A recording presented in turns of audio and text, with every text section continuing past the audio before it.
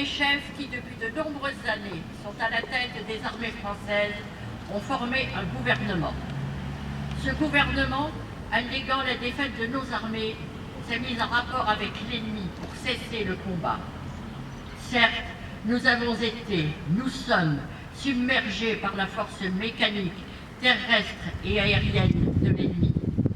Infiniment plus que leur nombre, ce sont des chars, des avions, la tactique des Allemands qui nous font reculer. Ce sont les chars, les avions, la tactique des Allemands qui ont surpris nos chefs au point de les amener là où ils en sont aujourd'hui. Mais le dernier mot est-il dit? L'espérance doit-elle disparaître? La défaite est-elle définitive? Non.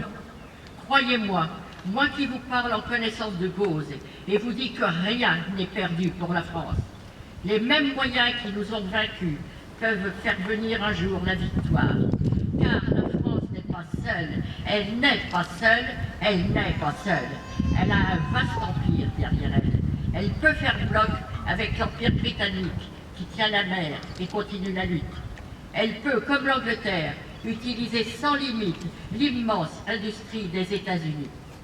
Cette guerre n'est pas limitée au territoire malheureux de notre pays. Cette guerre n'est pas tranchée par la bataille de France. Cette guerre est une guerre mondiale.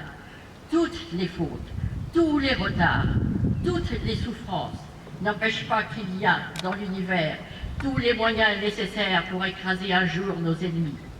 Foudroyés aujourd'hui par la force mécanique, nous pourrons vaincre dans l'avenir par une force mécanique supérieure. Le destin du monde est là.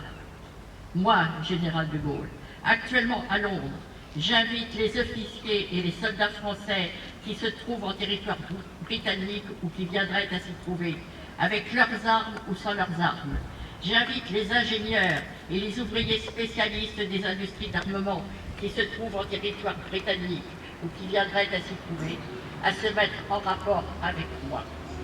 Quoi qu'il arrive, la flamme de la résistance française ne doit pas s'éteindre et ne s'éteindra pas.